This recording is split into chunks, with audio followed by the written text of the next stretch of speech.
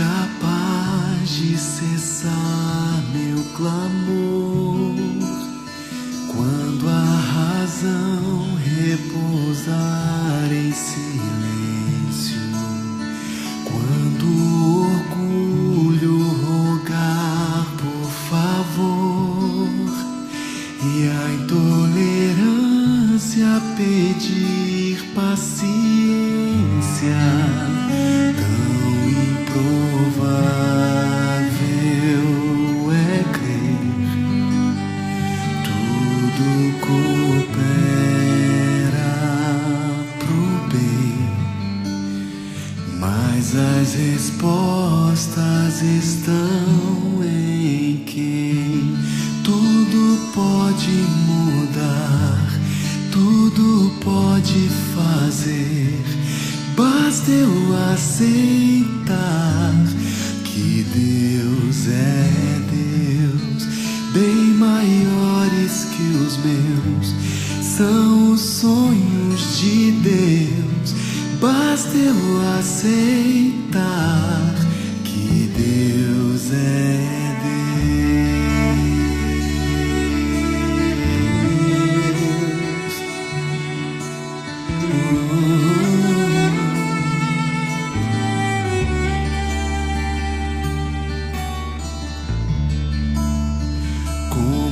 entender os caminhos de alguém que movimenta o universo inteiro, sabe os lugares que vou percorrer, move montanhas por mim em segredo.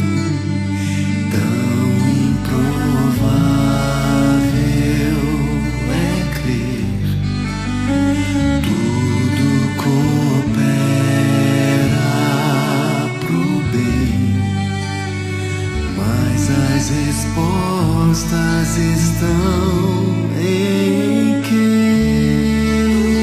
pode mudar, tudo pode fazer. Basta eu aceitar que Deus é Deus, bem maiores que os meus, são os sonhos de Deus. Basta eu aceitar que Deus é Deus, tudo pode fazer. Basta eu aceitar que Deus é Deus, Deus é Deus. Basta eu aceitar. Basta eu aceitar que Deus é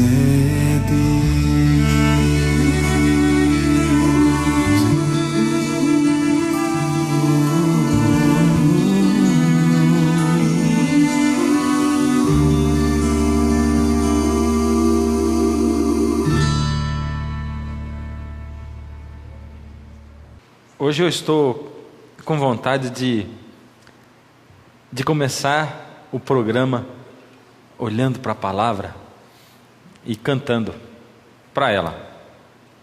E eu queria que você cantasse junto comigo. É uma música tão antiga que não é muita gente que canta, mas me deu uma vontade de cantar essa música. E se você souber, canta comigo. Ela assim, ó. Eu amo a Bíblia preciosa, pois seu valor é sem par. Quero ouvir. Tesouro assim não há para mim, ó, nada pode igualar. Jamais abandono a Bíblia, a bela, belíssima Bíblia. Jamais abandono a Bíblia, tão preciosa é pra mim. Fecha os olhos. Ó Deus amado, muito obrigado por esse livro tão precioso e maravilhoso, onde está o poder do Senhor, porque aqui está a sua palavra. É por ela que o Senhor fala. Aqui está o seu poder na nossa vida.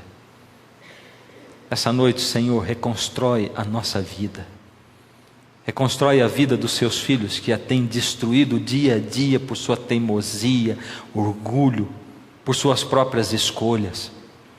Reconstrói a vida daqueles que têm tido a sua vida destruída por pais e mães que não se unem, que não se humilham, que não se amam.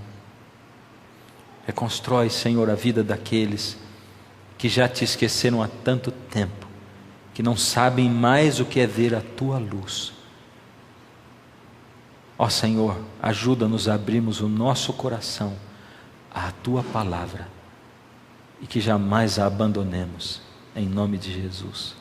Amém, Senhor. Quero convidar você para abrir a sua Bíblia em Gênesis. Eu tenho que confessar para vocês que Gênesis é o meu livro predileto da Bíblia. Deu para perceber já, não? Acho que deu, né? Mas é com certeza o meu livro predileto da Bíblia. Eu quero ler um texto aqui com vocês. Gênesis 28, ou 1, 28, desculpa. Gênesis 1, 28. Vamos ler o 27 também. Criou Deus, pois, o homem à sua imagem. A imagem de Deus o criou. Homem e mulher os criou.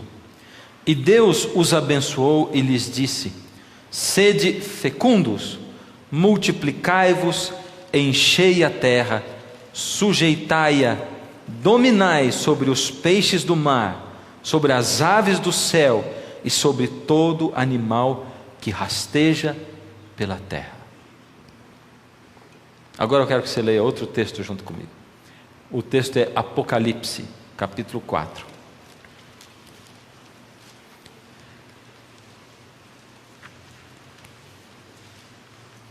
Nós vamos ler do verso 1 até o verso 4.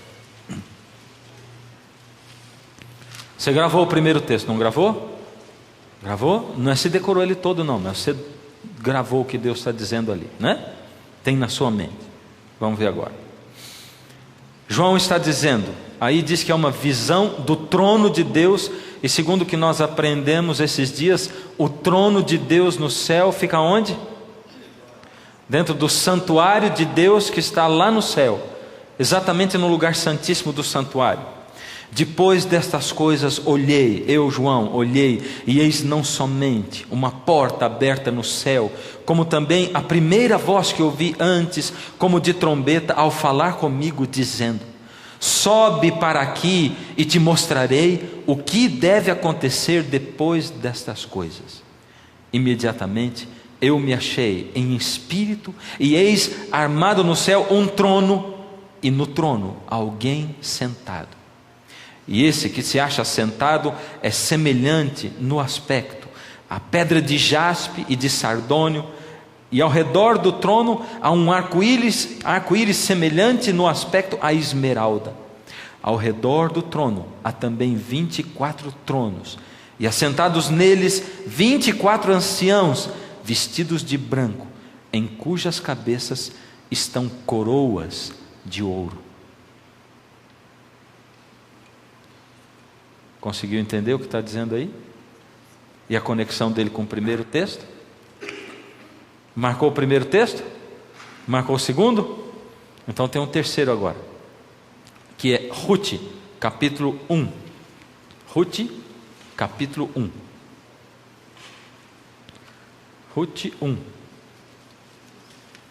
Vamos lá, agora apareceu. Muito bem. Ruth, capítulo 1.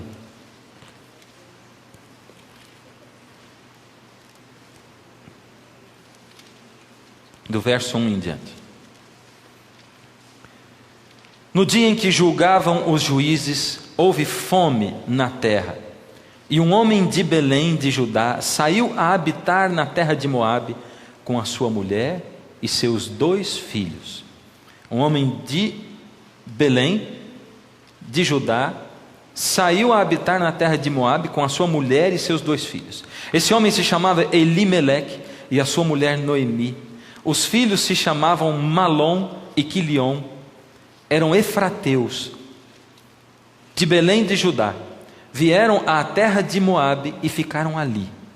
Morreu Elimeleque, marido de Noemi, e ficou ela com seus 2 filhos, os quais casaram com mulheres moabitas. Era o nome de uma Orfa e o nome de outra Rute, e ficaram ali quase 10 anos. Morreram também ambos, Malom e Quilion, ficando assim a mulher desamparada de seus 2 filhos e de seu marido. 3 textos na Bíblia, um no Gênesis, lá no começo, o outro lá no Apocalipse e outro em Rute, um pouco antes do meio da Bíblia.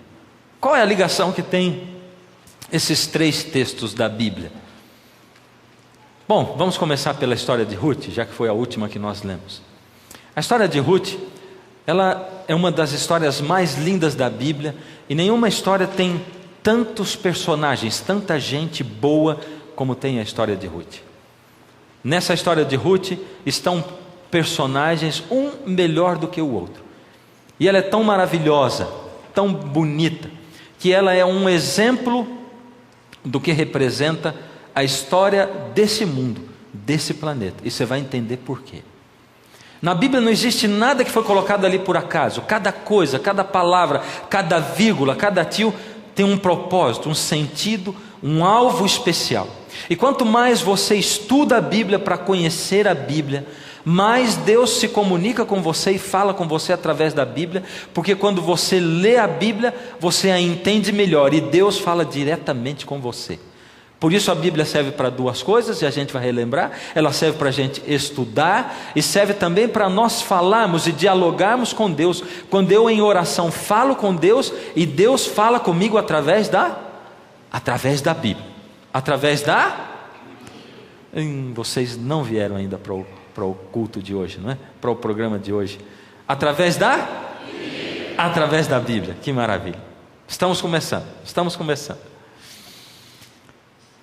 Na história de Rute, esse homem chamado Elimeleque, que tinha sua família ali em Belém de Judá, esse homem casado com uma mulher chamada Noemi, com seus 2 filhos, Malom e Quilion, eles estavam passando por muitos problemas, estavam com dificuldades financeiras, veio tremenda seca na terra onde eles moravam. Eles faziam parte do povo de Deus, eles tinham a palavra da verdade, eles seguiam ao Deus vivo de coração. E esse homem que servia ao Deus vivo de coração, chamado Elimeleque, casado com Noemi, pai de Malom e Quilion, no meio do desespero, do problema, no meio da aflição, quando eles estavam passando por privações físicas, porque eles não tinham comida, não tinham alimento, aos poucos ele foi tendo que se desfazer das suas propriedades, perdeu tudo. E Elimeleque finalmente, depois de perder tudo, pensou: quem sabe seria melhor se eu saísse da minha terra e eu fosse para outro lugar. Muita gente hoje pensa assim, não é? E tem gente que rapidamente decide e diz assim: eu estou esperando uma prova de Deus. Sabe o que eu fiz? Eu estou tentando ir para os Estados Unidos. Eu fiz uma oração para Deus, já disse para Ele: Senhor Deus, se o Senhor me der o visto lá no consulado, eu vou lá para a América. Eu estou pondo Deus à prova. Mas isso é pôr Deus à prova? Acho que é uma prova muito fácil, porque tem pelo menos 50% ou mais de chance de você poder ir, ou pelo menos 10%, ou pelo menos 20%. Quem sabe seria bom a gente fazer provas com Deus com coisas impossíveis, não com coisas tão possíveis, não é? Porque se você põe Deus à prova, e alguns dizem assim: Senhor, porque o Senhor deu aquela prova para Gideão, e ele pôs a lã do lado de fora, e num dia ele falou assim: eu vou pôr essa lã para o lado de fora, e tem que estar molhada a lã, e o chão seco, e o Senhor fez isso. Mas ele era ainda um descrentezinho, e ele disse: Senhor, o Senhor me desculpa, mas o meu coração é duro, e nós somos assim. Por isso Deus põe a história desses homens na Bíblia, para nós nos identificarmos, para nós não acharmos que eles são melhores do que nós, para nós olharmos e dizermos assim: se ele pode, eu posso também, porque ele é tão humano quanto eu. E ele diz assim: Senhor, então por favor, agora ao contrário. E foi o contrário. Estava o chão molhado e a lã seca. Aí sim, duas coisas impossíveis. A primeira já era impossível, e aconteceu o contrário no dia seguinte, impossível. Quem sabe você podia orar para Deus e dizer assim: Senhor, eu vou fazer uma prova ao Senhor. Se amanhã, ou nessa semana, ou nesse mês, vou dar um mês, Senhor, o cônsul dos Estados Unidos bater na porta da minha casa e disser: boa noite, eu vim trazer a vista para você ir para os Estados Unidos. Aí pronto, eu vou. Isso é uma coisa impossível, ou não é? Impossível. E ele fez isso. Saiu da terra dele, levou a família dele todinha. Ele foi para a terra de Moabe. Ele foi exatamente para o meio de um povo descrente, não crente, de um povo idólatra, de um povo que adorava ídolos, adorava a outros deuses, que não acreditava na Bíblia na qual Elimeleque acreditava.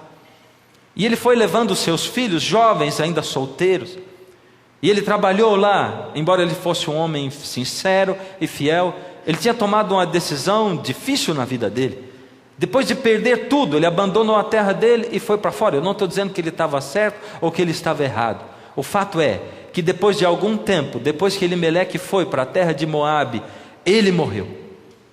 E logo depois que ele morreu, os seus dois filhos, Malom e Quilion, se casaram com Orfa e Ruth, duas moças moabitas. Isso indica que os dois filhos dele eram bons rapazes, porque fizeram boas escolhas, porque apesar de se casarem com moças que não eram do povo deles, que não aceitavam a Bíblia como eles aceitavam, e que não eram da fé deles, eles escolheram moças boas, que eram moças amorosas, amavam a eles e amavam aos pais deles também. E as duas se ligaram à sua mãe, como se Noemi fosse a mãe delas, a mãe de Orfa e a mãe de Ruth. Acontece que depois de um tempo, a palavra de Deus diz que os dois filhos de Malom, de Elimeleque, Malom e Quilion, também morreram. Por isso as três mulheres ficaram viúvas. E a Bíblia só fala que as três ficaram viúvas aí, porque nessa época e nesse contexto, uma mulher só era considerada viúva se ela não tivesse nenhuma presença masculina dentro de casa. Se ela tivesse sem o marido, estivesse sem o marido, mas tivesse um filho, o filho era o provedor da casa. Porque nessa época e nessa cultura bem machista, as mulheres não podiam dirigir uma casa sozinhas, elas eram totalmente dependentes do marido, elas não podiam gerir negócios sozinhas, elas não podiam negociar sozinhas, então elas eram totalmente dependentes de uma figura masculina. Por isso, viúva é aquela que não tinha nem filho e não tinha nem marido. Por isso Ruth, Orfa e Noemi ficaram viúvas e não tinham a proteção de ninguém. Nesse contexto, a sogra, a amada sogra, chamada Noemi, decide voltar para a terra dela, amarga como ela estava. Ela estava passando por uma depressão terrível, depois de ter perdido tudo na terra dela, ter abandonado a terra com o marido, depois de ter perdido o marido, e depois de uma vez ter perdido os dois filhos, e agora ela chegou para as duas noras e disse: queridas, eu com dor no coração e com amargura na minha alma, eu tenho que deixar vocês, porque eu tenho que voltar para a minha terra, porque eu estou viúva em terra estranha. Aqui eu não tenho o meu povo, aqui eu não tenho o meu Deus, aqui eu não tenho a minha religião. E lá na minha terra, pelo menos Deus preparou a minha terra, o meu povo, de uma maneira que é para a gente não morrer de fome. E eu vou para lá, e eu vou dar duro, embora eu esteja velha, eu vou ter que trabalhar um bocado. E eu vou ter que ir para colher, porque lá na minha terra, Deus disse que quando os homens forem colher nas plantações deles, eles devem sempre deixar a última mão, ou seja, eles passavam colhendo e sempre sobrava um tanto nos pés. E Deus dizia: não passa recolhendo de novo, porque deixa isso aí para as viúvas e para os órfãos, porque Deus sabia que muita gente ia ficar sem sustento, e Deus tinha leis bem claras para proteger os desprotegidos. Deus se incomoda com cada um dos seus filhinhos, e é por isso que a Bíblia diz que você não precisa se preocupar, porque se você coloca o seu coração com Deus, e se você entrega o seu caminho ao Senhor e confia nele, Ele faz o resto. Você nunca vai passar fome e nem vai faltar o que comer, o que beber e um teto. A gente não pode esquecer que Deus não promete as fortunas, Ele não promete os empregos todos que a gente quer, Ele não promete todos os namorados e namoradas que a gente deseja, e não promete todas as coisas com as quais a gente sonha, o carrão, a casona, o empregão. Mas Deus diz assim: não se preocupe, porque não vai faltar o pão e a água e um lugar para você dormir, para você não dormir no meio da chuva e no relento. Eu vou providenciar para você o pão de cada dia. E eu sei que muitos de vocês que estão aqui vivem dependendo do pão de cada dia mesmo. Eu sei de muitos dias onde não há comida para o dia seguinte, e Deus providencia assim, depois de juntar tudo, um pouquinho aqui e um pouquinho ali, e Ele vai providenciando, e você vai vendo a providência de Deus para alimentar você e alimentar sua família. Com dificuldade, o Senhor Deus diz: entrega o teu caminho ao Senhor, confia nele, e o mais Ele fará. Agora, Noemi foi, e quando ela estava saindo, as duas noras choraram, dizendo: nós vamos com você também. Não, filhas, vocês vão fazer o quê? Nós vamos. E insistiram tanto que ela deixou, e elas foram. Mas a Noemi, ela estava inconformada, coração dela pesaroso, e quando chegou lá no meio do caminho, ela diz assim: filhas, vamos fazer o seguinte, vamos parar com essa coisa. Essa história está muito bonita, muito interessante. Duas noras seguindo uma sogra. Eu não sou a mãe de vocês. Olhem para mim, eu sou velha, eu não vou ter mais filhos. E se eu tivesse, não ia ter essa história de vocês esperarem eles esquecerem para casar com eles, que vocês iam ficar muito mais velhas que eles. Não tem sentido. Vocês precisam casar. E vocês vão para onde? Vocês vão para uma terra desconhecida. Se eu estou saindo daqui porque essa terra não é a minha terra, vocês vão para a minha terra. Por favor, não é cabível. Olhem para o razoável, não é cabível. Fiquem na terra de vocês. Aqui estão os pais de vocês, a família de vocês, os deuses de vocês e a religião de vocês. O povo de vocês está aqui. Fiquem aqui porque eu vou para a minha terra. Por misericórdia, eu compreendo vocês, o amor de vocês, eu entendo tudo, e eu amo vocês de paixão, mas pelo bem de vocês, o razoável, o cabível, é vocês ficarem aqui. E a coitadinha da órfã veio e abraçou Noemi, e as duas choraram um monte. Duas noras. Qual das duas era má? A órfã veio, abraçou a sogra chorando, com paixão, despediu da sogra e voltou para a casa dos pais. Aí Noemi olhou para Ruth e disse: Ruth, agora é a sua vez, filha, vem falar tchau para mim. A Ruth falou: agora é a minha vez mesmo, e é a sua vez de escutar. Vamos parar com essa história de ficar na minha terra, com os meus deuses, com os meus parentes, com o meu povo.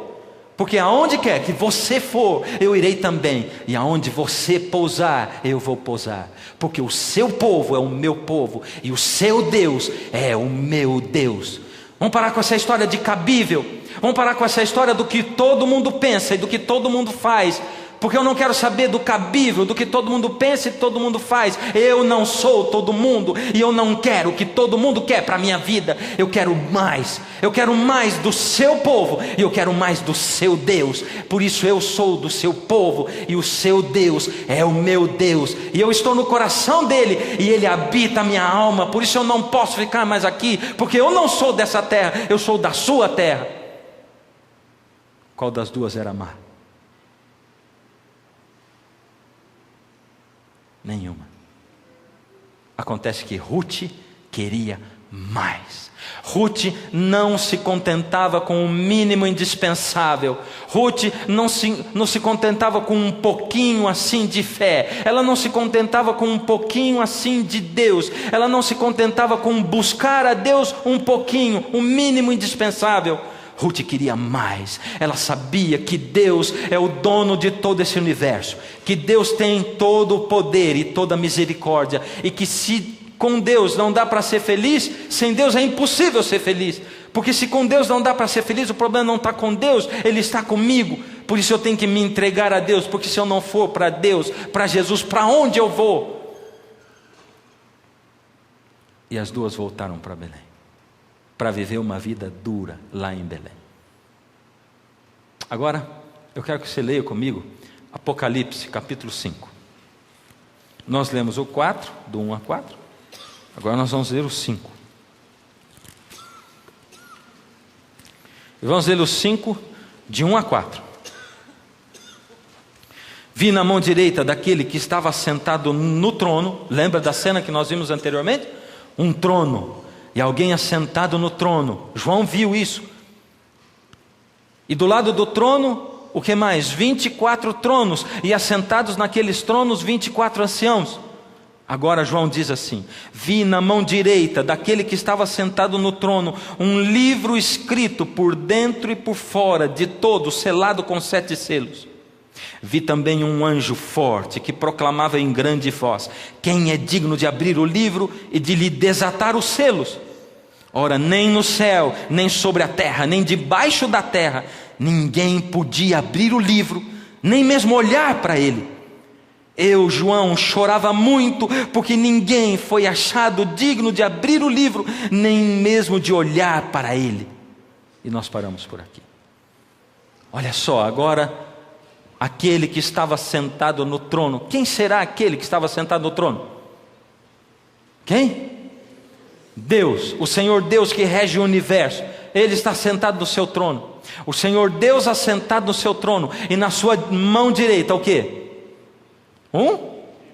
Vamos falar comigo? Vamos conversar? Um livro. Mas não era só um livro, era um livro selado com quantos selos? 7 selos, por dentro e por fora. E João olhou para aquele livro, e ele viu que ninguém podia abrir aquele livro, nem no céu, nem na terra, nem debaixo da terra. Ninguém podia abrir. E ele se desesperou, porque ninguém era capaz de abrir aquele livro selado com 7 selos por dentro e por fora. E ele começou a chorar e chorar por causa disso. Ora, por que João começou a chorar por causa daquele livro e porque ninguém podia abrir? Que livro era esse livro selado com 7 selos por dentro e por fora? A palavra de Deus vai responder para nós isso aí. Jeremias 32:44 diz assim: comprarão campos por dinheiro e lavrarão as escrituras e as fecharão com selos. Opa, comprarão campos por dinheiro, lavrarão o quê? As escrituras. Escritura do quê? Do quê? Dos campos. Eles compram o campo, pega a escritura e vai lavrar no cartório daquela época, e lavrava com o quê? Com selos. E chamarão testemunhas na terra de Benjamim. Chamarão também o quê? Testemunhas na terra de Benjamim, porque lhes restituirei a sorte, diz o Senhor. Opa, João viu um livro selado com 7 selos. Na verdade, João viu o que mesmo? O que era aquele livro selado com 7 selos? Era uma escritura selada com 7 selos. Mas era uma escritura espiritual, porque João está falando de um assunto espiritual. Ele diz: eu fui levado em espírito, e eu vi aquele trono, e na mão direita daquele que estava sentado no trono de Deus, um livro selado com 7 selos, e não foi achado ninguém, nem no céu, nem na terra, nem debaixo da terra, quem pudesse abrir aquele livro e tirar os selos, abrir os selos, e nem olhar para o livro. Ele viu uma cena espiritual, e ele estava vendo uma escritura selada com 7 selos. Mas que escritura é aquela? Nós temos de novo que recorrer para o Gênesis. Desculpa, mas esse é meu livro predileto da Bíblia. E a gente vai encontrar a resposta da grande maioria das coisas dentro do Gênesis. E ali diz em Gênesis 1:28: e Deus, depois de criar o homem e a mulher, lhes abençoou e lhes disse: sede fecundos, multiplicai-vos e enchei a terra e sujeitai-a. E a próxima palavra que vem é? Isso, porém está muito fraco. A próxima palavra que vem é? Dominai sobre os peixes do mar, sobre as aves do céu e sobre todo animal que rasteja sobre a terra. Deus colocou o homem na terra e deu para ele o domínio. O domínio era um domínio tremendo, amplo. Essa palavra domínio no hebraico é hadar. E essa palavra hadar quer dizer autoridade de legislar ou reinar sobre. O homem recebeu de Deus a terra, e Deus deu para ele o domínio. Com essa autoridade, hadar, que é a autoridade de legislar ou de reinar sobre ela. Ou seja, Deus passou para o homem a terra de escritura passada, de papel passado. E Deus deu para o homem pleno domínio. Era um domínio tão amplo. E essa palavra hadar no hebraico quer dizer um domínio tão amplo que o homem era capaz de até poder passar a terra adiante se quiser, vender para outro. E Deus deu toda a terra de papel passado. Em outras palavras, o Senhor Deus colocou o homem como o representante da terra perante todo o universo que Deus criou. O homem seria o representante da terra diante de todo o universo. E diante dos mundos criados por Deus, quando houvesse qualquer reunião, Adão seria o representante, o nosso pai, Adão, o nosso representante perante o universo. E tem mais. A palavra de Deus diz o seguinte, Gênesis 2,15: tomou, pois, o Senhor Deus ao homem e o colocou no jardim do Éden para o cultivar e guardar. Essa palavra guardar tem um outro significado também, do hebraico chamar. E essa palavra, esse termo chamar quer dizer o seguinte: guardar contra intrusos. Não é interessante que Deus tenha colocado o homem para dominar sobre a terra, passou a terra com papel passado, com escritura passada, e tenha colocado o homem para dominar, e que tenha colocado o homem para guardar a terra contra intrusos? Quem era o intruso que estava andando por aí e rondando, que poderia vir para tentar comprar a terra das mãos de Adão? Satanás, Lúcifer. Por isso Deus colocou o homem para guardar a terra. Em outras palavras, o Senhor Deus disse para Adão: você, Adão, é o responsável pelo futuro da terra. Presta atenção, Adão, porque você é o pai da terra. Eu estou dando para você uma posição de honra. Você vai me representar perante o universo, vai representar a terra perante o universo, mas você é o responsável pelo futuro da terra, porque eu estou passando para você a terra de papel passado. Mas o pecado chegou. E Adão foi convencido pela mulher, que foi convencida pela serpente, que estava tendo dentro dela, ou que estava sendo médium para Satanás. Satanás habitou a serpente e falou através da serpente com a mulher. E ele convenceu a mulher de se entregar, ou de comer o fruto, de se rebelar. E ela assumiu o papel de rebeldia. E ela convenceu Adão, e Adão se rebelou. E quando Adão pecou, de livre e espontânea vontade, com a sua liberdade de escolha que Deus tinha dado, quando Adão pecou, quando Adão se separou de Deus, ele entregou a terra de papel passado, de escritura lavrada, para quem? Para Satanás, para Lúcifer. E a partir daquele momento, Lúcifer passou a ser o príncipe dessa terra. Jesus declara em João capítulo 12 verso 31: chegou o momento de ser julgado este mundo, e agora o príncipe desse mundo será expulso. Jesus diz em João 16:11, do juízo, porque o príncipe desse mundo já está julgado. Ele está chamando Satanás de o príncipe desse mundo, está dizendo que ele iria ser expulso logo na sua morte. Disse-lhe o diabo, agora o diabo vem para tentar a Jesus. Ele leva Jesus num lugar bem alto, e a palavra de Deus diz que ele mostrou num instante, num abrir e fechar de olhos, todos os reinos deste mundo. E disse-lhe o diabo: dar-te-ei toda esta autoridade, dar-lhe toda esta autoridade e a glória destes reinos, porque ela me foi entregue, e eu dou a quem quiser. Quem entregou nas mãos de Lúcifer, de Satanás, a autoridade, o domínio da terra? Quem foi? Adão. E agora Lúcifer chamou Jesus e disse: olha, esses reinos todos eu vou dar para você, num abrir e fechar de olhos, se você se entrega, se você prostrado me adorar. Foi o que ele disse, porque ela me foi entregue, e eu dou a quem eu quiser. Satanás passou a ser o usurpador dessa terra, e João viu a escritura lavrada da terra nas mãos do Senhor Deus, porque o Senhor Jesus tinha pego de novo a escritura, mas ela estava selada com 7 selos. Ela tinha um proprietário.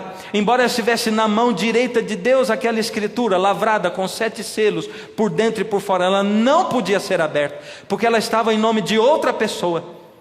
Por isso João se desesperou ao ver aquilo. Era o próprio futuro, o destino do planeta Terra e do ser humano, de todos nós que vivemos nesse mundo e viajamos por ele no planeta Terra.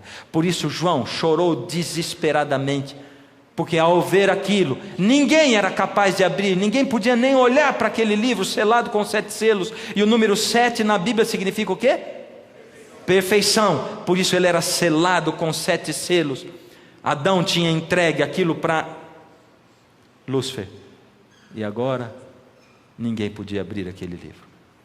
Vamos voltar um pouquinho na história de Ruth e de Noemi, de volta a Belém. Vocês estão começando a descobrir o que essas coisas têm a ver uma com a outra? E a história da Ruth, já descobriram?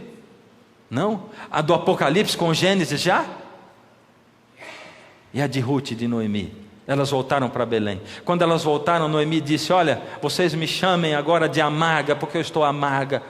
E ela estava triste, depressiva. E ela disse para sua nora, e ela disse: Ruth, você vai ter que ir aos campos agora para poder colher, para a gente poder sobreviver. E Ruth ia, uma moça trabalhadeira, uma moça de Deus, uma moça de fé. Ergueu a cabeça, ergueu a testa e disse: eu vou em frente, eu vou trabalhar com humildade, mas com dignidade. Eu vou sustentar a mim e a minha sogra, quem eu amo. E ela foi para trabalhar.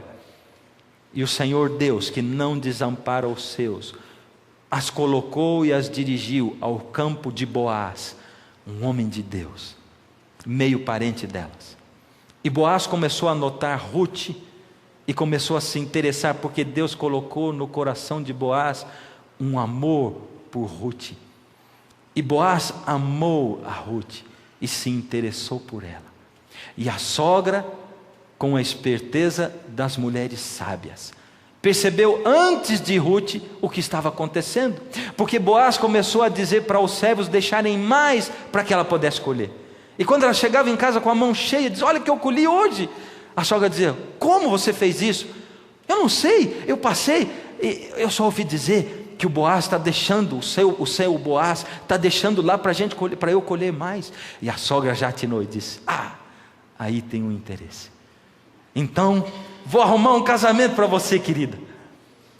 Deus havia providenciado, no seu amor e na sua bondade, uma saída para aqueles que perdessem todas as propriedades. Deus tinha feito uma lei, que era a lei do levirato, a lei do parente resgatador. Quando um homem perdia todas as suas propriedades e vendia tudo, porque ele tinha perdido todos os seus bens. E no caso de Elimeleque, que foi embora, morreu, e quando a mulher voltava viúva, o parente mais próximo se tornava o parente resgatador. E se ele tivesse dinheiro suficiente, e se ele tivesse interesse, a pessoa que tinha adquirido as terras dele era obrigada a vender para ele de volta. E ele teria também o dever de se casar com a viúva, que ainda podia ter filhos, e ele teria filhos com ela, e colocaria nos filhos o nome ou o sobrenome do marido que tinha morrido, para perpetuar a espécie, perpetuar a família, para que a família do marido não morresse. E aquilo era um motivo de honra, ainda é até hoje. A gente diz assim: o nome da minha família, eu não vou sujar o nome da minha família. Nós prezamos o nome da família. Homens e mulheres de bem prezam pelo nome da sua família. E Boaz era um parente próximo deles, era o segundo parente resgatador. Por isso Noemi, sabendo disso, falou para Ruth: você faz assim, assim, assim, e ensinou para ela o caminho para poder chegar ao coração de Boaz. E quando Boaz descobriu que a Ruth estava disposta a se casar com ele, ele ficou feliz. Só que tinha um outro parente antes dele, um outro parente resgatador, e esse tinha o direito antes dele, ele era o segundo. Então Boaz disse o seguinte: chamou chamou o outro parente resgatador, levou até os cidadãos, os anciãos da cidade. E quando a gente estuda arqueologia bíblica, a gente vê que nos achados de lugares antigos que estão soterrados, bem perto do muro da cidade, há ali alguns tronos, cadeiras que são colocadas, e ao redor dessas cadeiras são colocadas outras cadeiras, outros tronos. Eles costumavam chamar os anciãos da cidade, os homens mais velhos, os mais sábios, para testemunhas, e se formava ali um tribunal, um júri, onde eles resolviam os casos deles segundo as leis de Israel. Por isso Boaz convocou um tribunal, chamou alguns anciãos da cidade, colocou a todos naqueles tronos em volta, o juiz assentado no trono do meio, chamou o parente resgatador e disse assim: olha, está aqui de volta Noemi.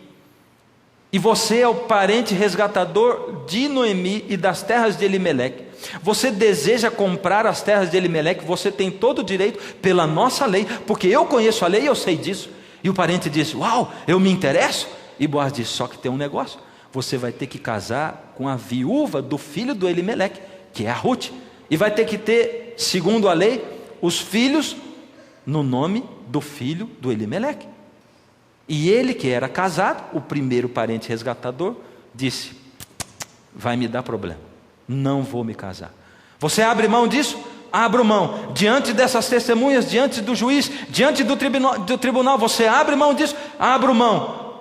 Apertaram a mão e um deu o sapato para o outro, que era o costume da época, não é? Que a gente espera que fosse cheiroso o sapato, não é? Estava tudo feito. Você encontrou alguma conexão entre essa cena e alguma outra que a gente já leu hoje? Sim ou não?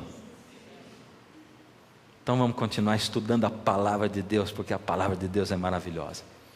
O primeiro Adão perdeu tudo.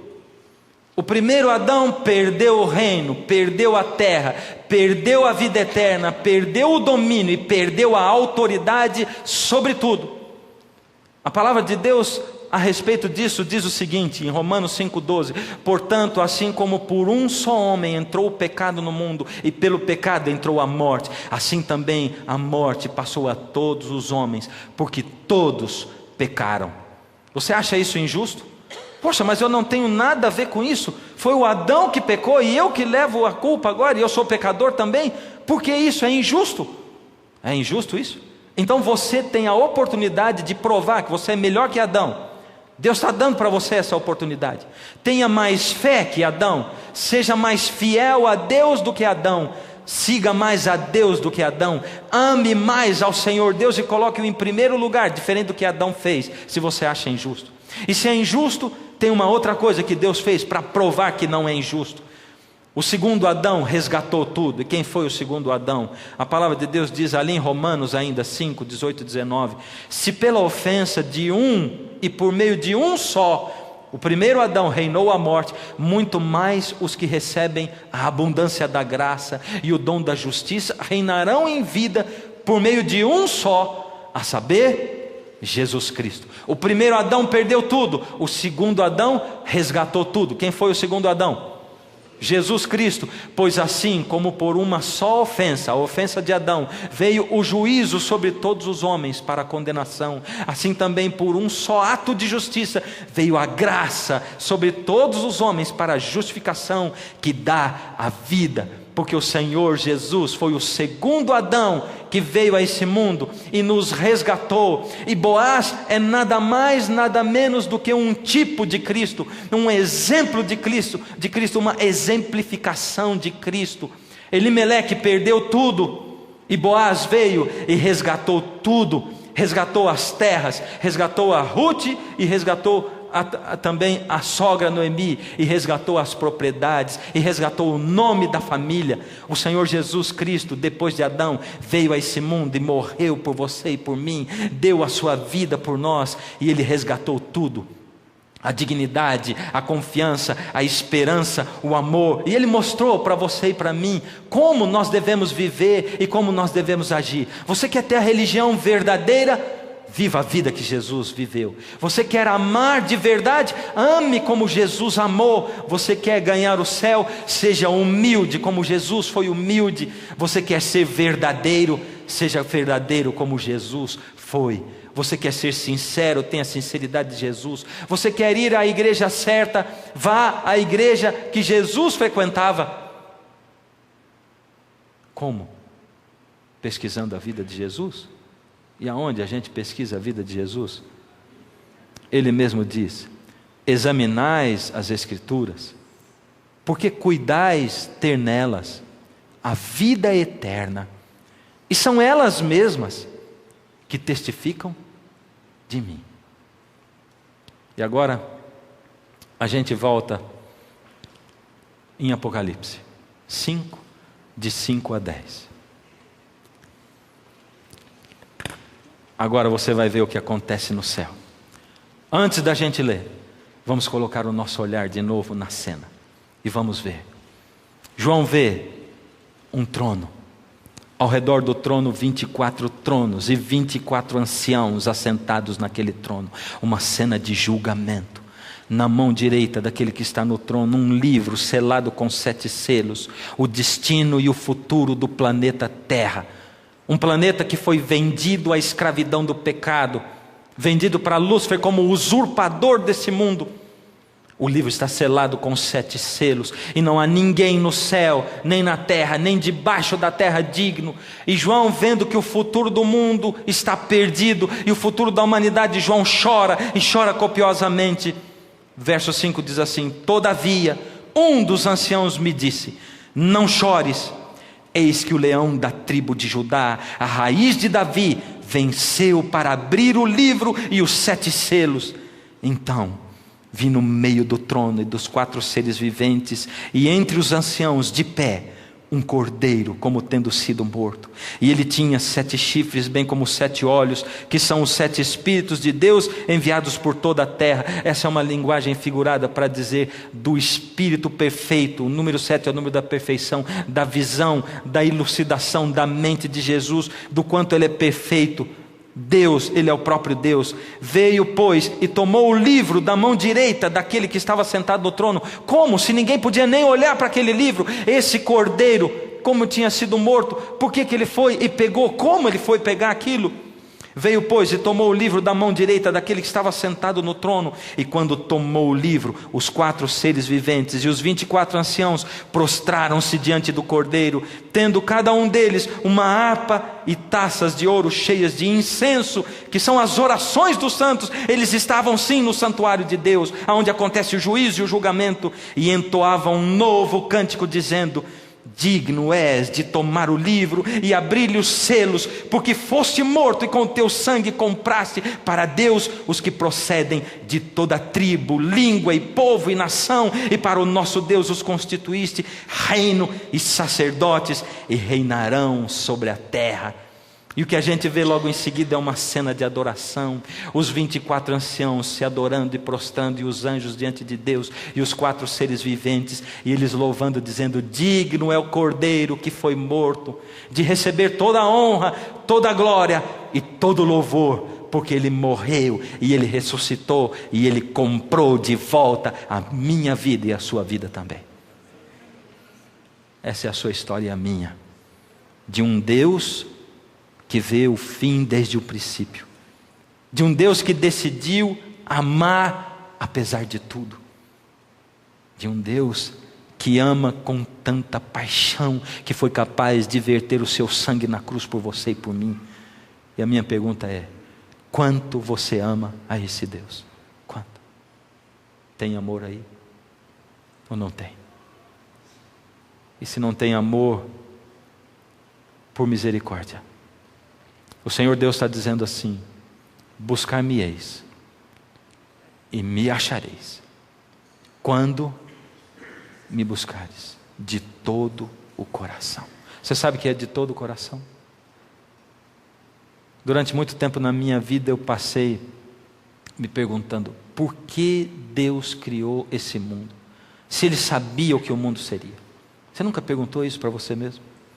Se Deus sabe o fim desde o princípio, por que cargas d'água Deus criou esse mundo então?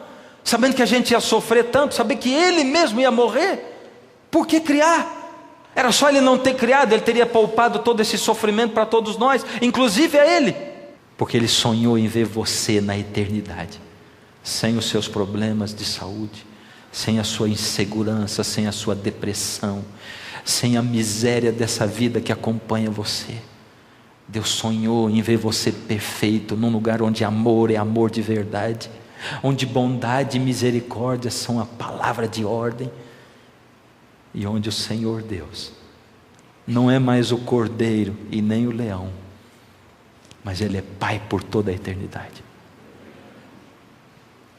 Que momento você está passando na sua vida hoje? O que está acontecendo com você? Não consegue colocar o seu olhar nas coisas do Senhor, na palavra de Deus? a palavra de salvação que flui desse livro maravilhoso. Filho, filha, o Senhor Deus diz: chegou o tempo. Chegou o tempo de todos aqueles que são, como disse o texto de Apocalipse, de toda tribo e língua e nação, os meus sinceros de todos os lados e de todos os povos e de todas as religiões, os meus sinceros que estão espalhados por toda a terra, deles se reunirem através do batismo do Espírito Santo. Chegou a hora de eles ouvirem a minha voz e de eles me enxergarem. Eles vão me ouvir pela palavra, eles vão me ouvir pelas pessoas, pelas circunstâncias. Eles vão ouvir o meu chamado e eles serão um só rebanho e eu serei o seu único pastor. Quem é você, filho, a quem eu estou chamando? O Senhor tem me chamado a pregar para você, espalhado de Deus, que venham e que se reúnam com pranto e com choro. O Senhor quer congregar você. É a você que o Senhor está chamando nesse momento. Se há dúvidas no seu coração, que não haja mais. Se há falta de fé, que não haja mais. É a você que o Senhor chama. Enquanto a música toca, o Espírito de Deus toca o seu coração. Se você está vivendo momentos de trevas, deixa o Senhor conduzir você e guiar a sua vida. Olha para o Senhor. As trevas me cercaram e sem ver a luz não pude caminhar.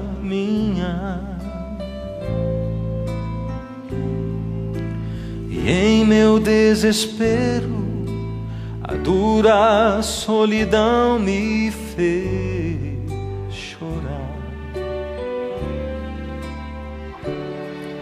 mas eu sei que existe um Deus, e ao prostrar-me eu nem podia imaginar que o seu amor me envolveria, mesmo antes de eu poder me levantar. Senti brilhar a luz que aquece o mundo, como se o sol quisesse em mim morar. Foi bom sentir meu coração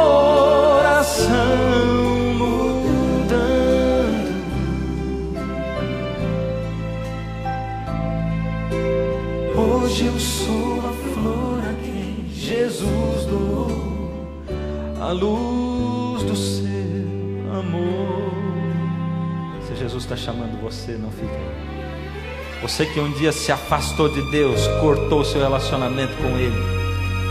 Você que ouve Jesus falando no seu coração, insistindo, não fica aí. Eu quero orar com você. Hoje é o seu dia. Se a vida é solidão e em meio à multidão você está só, problemas são frequentes e apagam toda a luz do seu olhar. Se você já desistiu de tentar buscar a paz e a salvação,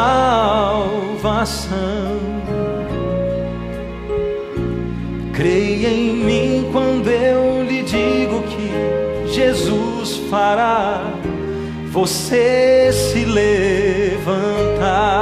Ele faz agora você se levantar. Sinta brilhar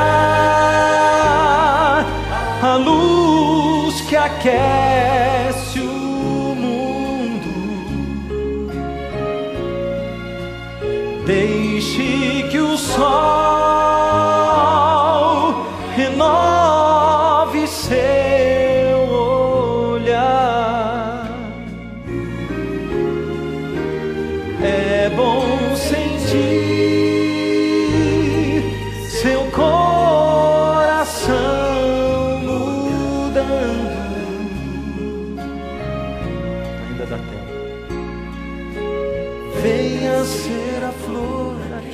Jesus doou a luz do seu amor. Ainda dá tempo para você. Você vai ser a flor a quem Jesus doou a luz do seu amor.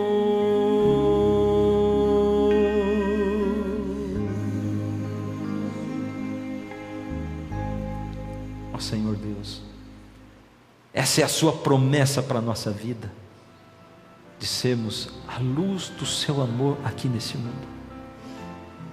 Ó Senhor, quem sou eu para ser luz nesse mundo? Quem sou eu, Senhor? Não olha para as minhas falhas e para os meus defeitos, Senhor. Não olha, Senhor, para o tanto de vezes que eu tento andar ao seu lado e não consigo. Não olha para o tanto de vezes em que eu me sinto perdido por causa da cegueira espiritual e da surdez. Ó Senhor, completa em mim o vazio que existe. Ó Senhor, toma nas tuas mãos esses teus filhos que hoje, se levantando, vieram à frente. Aqueles outros tantos milhares, Senhor, que o assistem. Pelo poder da sua palavra, toma-os nas suas mãos, aceita-os e transforma-os, Senhor. Ó Senhor, mantenha-se ao nosso lado para que possamos ver a sua glória. Em nome de Jesus. Amém, Senhor.